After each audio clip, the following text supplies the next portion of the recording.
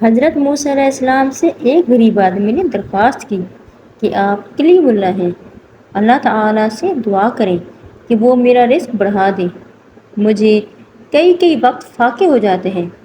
حضرت موسیٰ علیہ السلام نے بارگاہ خداوندی میں اس کی درخواست پیش کی تو بتایا گیا کہ اس آدمی کی قسمت میں قلیل روزی ہے، اس لیے ہمارے ہاں تھوڑا تھوڑا کر کے اسے روز دیا جاتا ہے تاکہ آخر تک ملتا رہے۔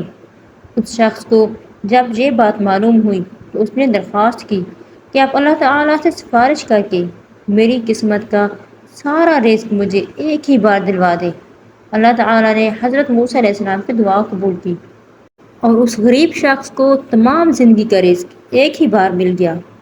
اس شخص نے فوراً لنگر خانہ کھول دیا اور اعلان کر دیا کہ جس شخص کے کھانے کا انتظام نہ ہو وہ ہمارے لنگر خانے سے کھانے آ جائے۔ حضرت موسیٰ علیہ السلام کو اس کی اس حرکت پر تعجب ہوا۔ انہوں نے اسے سمجھانے کی کوشش کی لیکن جب وہ نہ مانا تو مایوس ہو کر چلے گئے۔ ایک ہفتے بعد ان کا ادھر سے گزر ہوا تو دیکھا کہ لنگر خانہ ہنوز ابھی تک جاری ہے۔ دوسری مرتبہ حضرت موسیٰ علیہ السلام 1 ماہ کے بعد اور پھر تیسری مرتبہ 6 ماہ کے بعد ادھر سے گزرے تو آپ نے حسب معمول اسی طرح سے لوگوں کو لنگر خانے سے کھانا کھاتے دیکھا۔ ان کا خیال تھا کہ اس غریب آدمی کی دریا دلی کی بدولت سارا رزق چند روز میں ختم ہو جائے گا۔ مگر لنگر خانہ ابھی تک مسلسل جاری تھا۔ آپ نے اللہ تعالیٰ سے عرض کیا، یا اللہ، یہ کیا قصہ ہے؟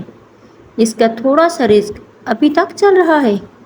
جواب آیا، بے شک اس کی قسمت میں تھوڑا سا ہی رزق تھا جو اب تک ختم ہو جانا چاہیے تھا، لیکن ہمارا قانون ہے کہ جو شخص ہماری راہ میں کچھ خرچ کرتا ہے تو ہم اس کا 10 گنا اس کو دنیا میں اور باقی 90 گنا آخرت میں دیتے ہیں، اور یہ شخص بھی اس قانون کے دائرے سے باہر نہیں۔